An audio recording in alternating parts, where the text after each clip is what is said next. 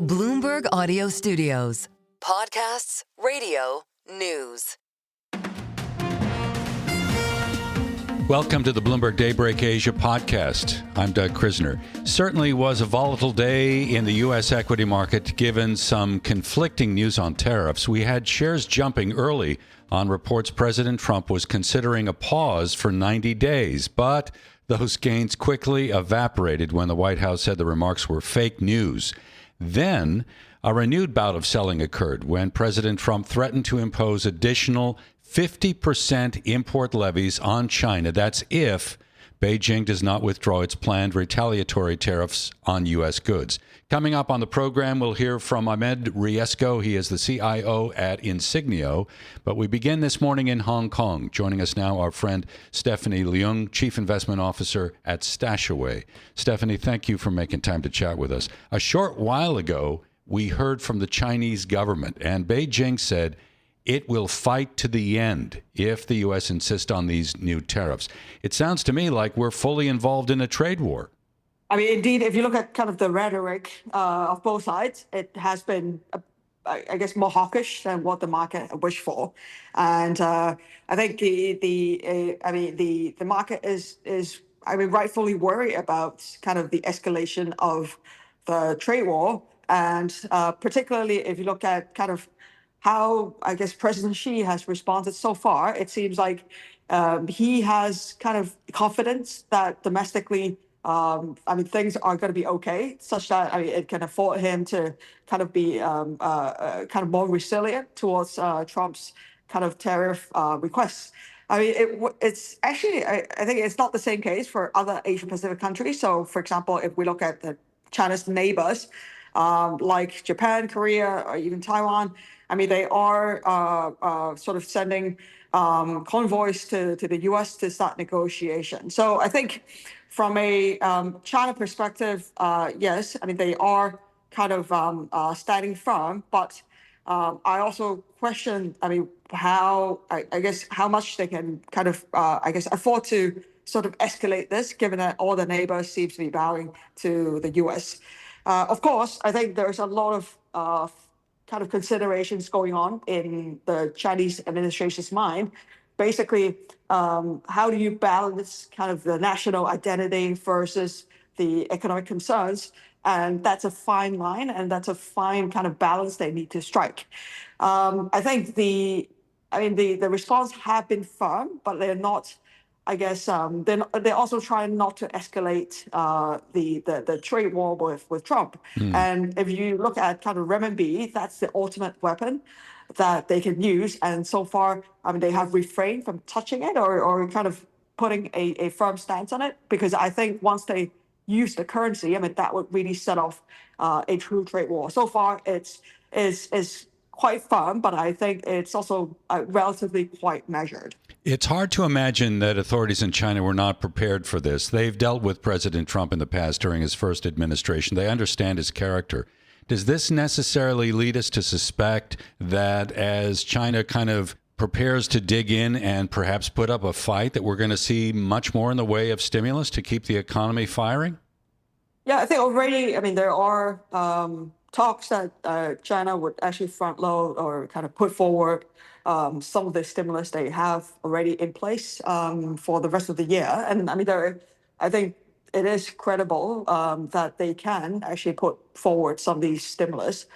I think the Chinese government had anticipated the increase in tariffs, but I guess what kind of maybe have caught them a little bit by surprise is the way these additional tariffs are calculated, and also kind of how much, in addition to sort of 10% or like the 20% that's already in place that the new tariffs are imposing.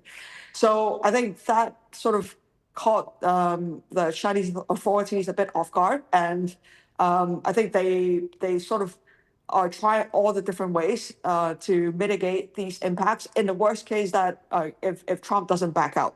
The other kind of olive branch that they can potentially offer to Trump, of course, is TikTok. And we've known that Trump has been trying to make a deal for the past few months, and he was actually very, very close to getting a deal.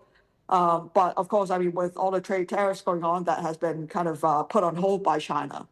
So, I mean, I think we've seen this kind of play out before, right? In 2018, during the fourth quarter, there was also a steep market sell-off of 20%.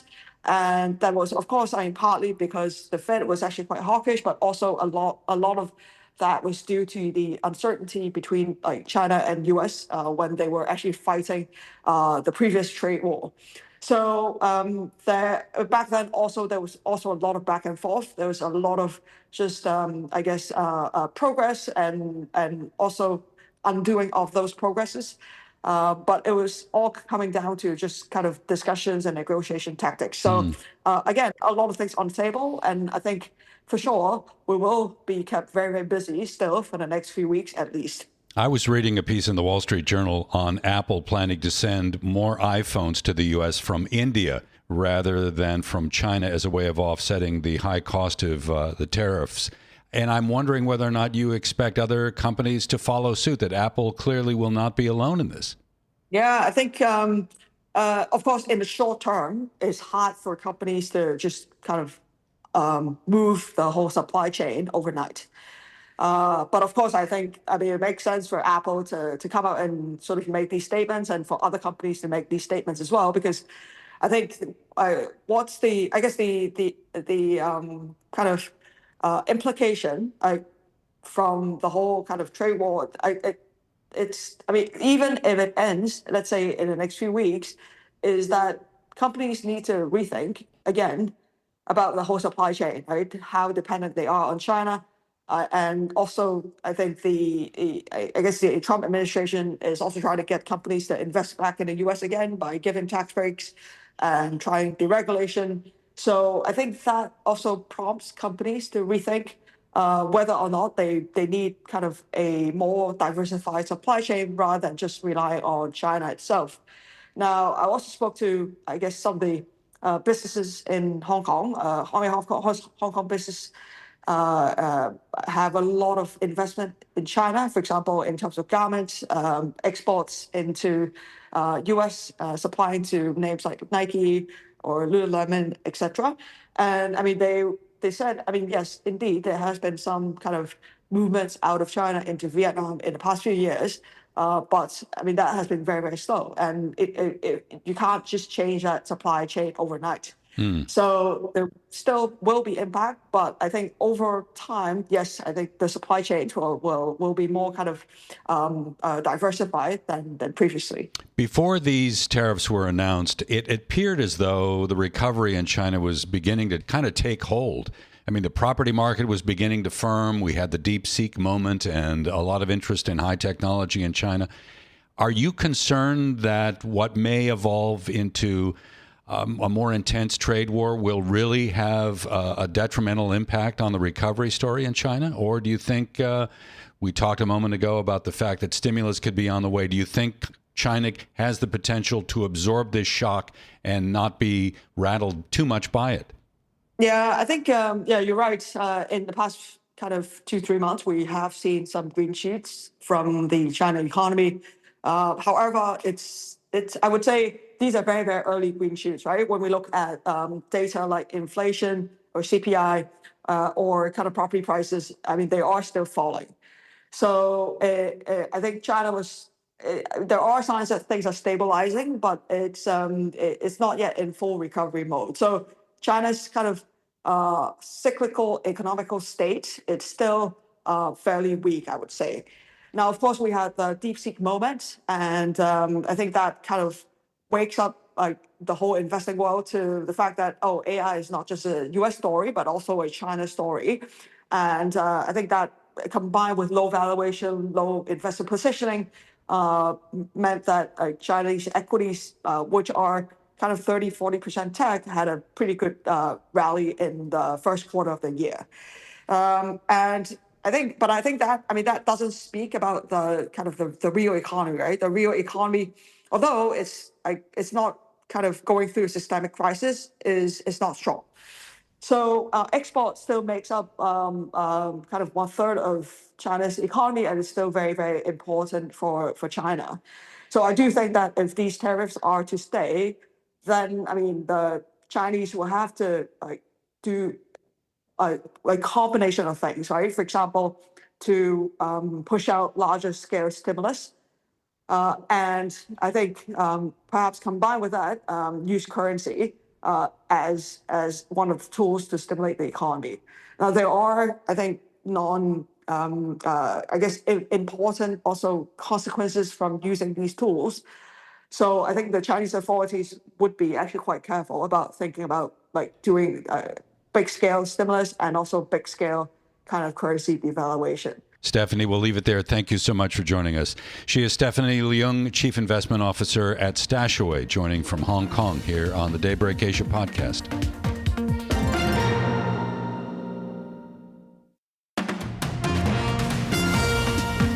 Welcome back to the Daybreak Asia podcast. I'm Doug Krisner. There was no shortage of volatility today in the Treasury market. I think it's fair to say that in the last several sessions, Treasuries have been the big beneficiary of haven buying, given a lot of the turbulence that we have seen in the stock market. Not so today.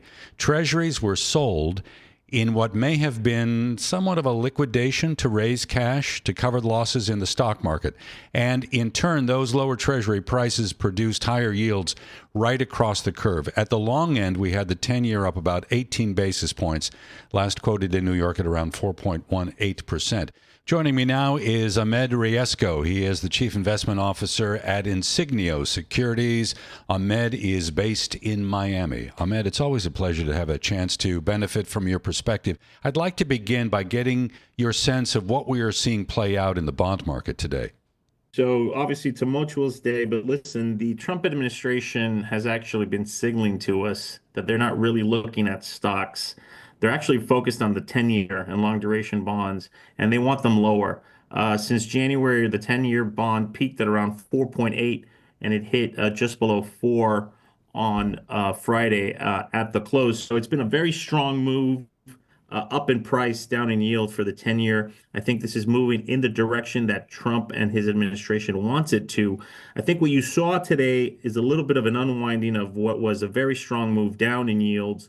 And that potentially came on the back of some reassessments of how much the Fed was going to actually be able to cut. At one point at the end of last week, when things got very uncertain, about 5 to 6 cuts were being priced in. That pulled back a little bit today. We're only having about 4 more cuts priced into the year, and that potentially is what drove these yields a bit higher today. I think that's right. I mean, if you look at the swaps market, pricing in about 96 basis points of easing for the year. Are you expecting these new tariffs to contribute to a much higher rate of inflation?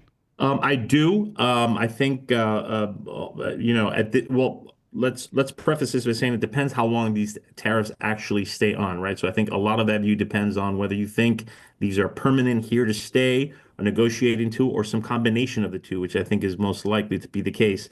This will have a one-time impact on inflation. So you'll start seeing these inflationary numbers start coming in the next couple of months.